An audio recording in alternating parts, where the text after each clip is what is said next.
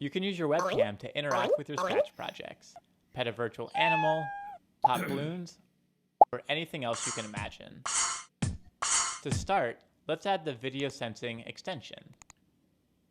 So, as you can see, it turns on our webcam and gives us a new set of blocks to play with. Let's start by making a simple project where we pet the cat.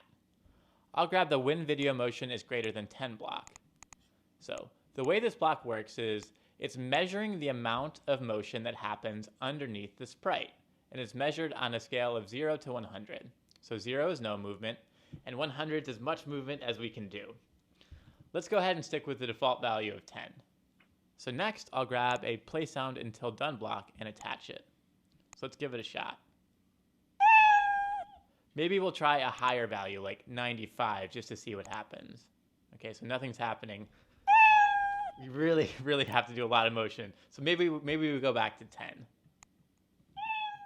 Cool, I can't wait to see what you do with video sensing.